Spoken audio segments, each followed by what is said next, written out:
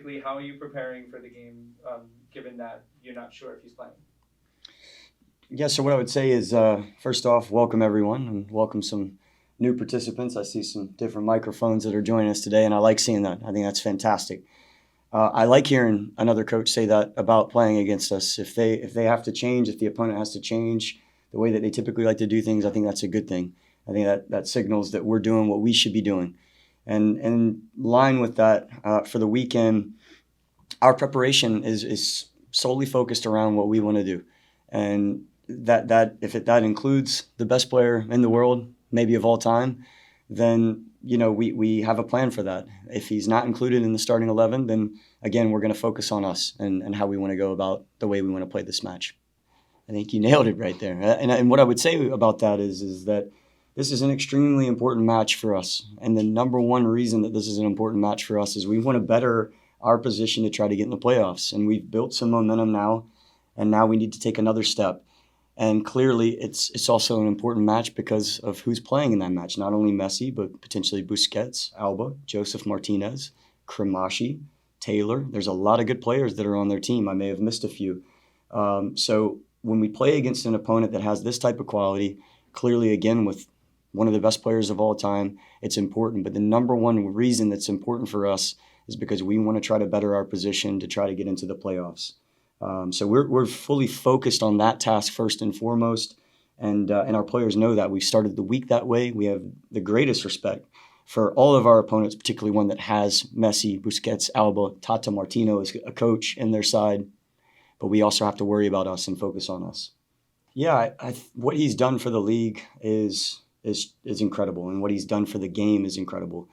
I don't think what you're going to probably get out of my answer right now is the hyperbole that you want in terms of a headline that gives more adoration to a player that has been adorned in the way that he should be, by the way, his entire career, because he shows up in all big moments. He did it again last night. What I would give you for that answer is when you look at Red Bull and what it does for us, for some new eyes on our club, potentially, is it shows what our model is about, our style of play, how we go about promoting young players. We promote young players in our system, and I think that's a completely different model than maybe an Inter Miami, who has a young player in their team in Kremashi, but then they're able to add in some different players with different profiles that are not probably the profile we're going to add in this Red Bull from 2018 to now. And so that means that you get to see what John Tolkien's qualities like. J-Mai is a highly talented player that's only 21, that's played close to 100 matches now. Daniel Edelman, someone who's making a name for himself. So our narrative probably isn't going to catch the headlines as much as the narrative of the best player of all time coming in. But I'm hoping those eyeballs see that this is an interesting storyline with what Red Bull has to offer and some of the players that are given opportunities.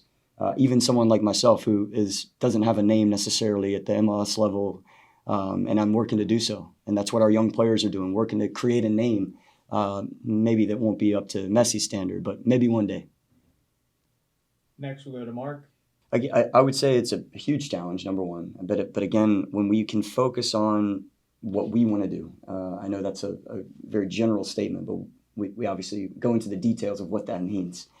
Every single day and every single week, it doesn't matter necessarily the opponent that we're playing, but with, again, respect to, this is an outlier of a player. This is someone that can show up.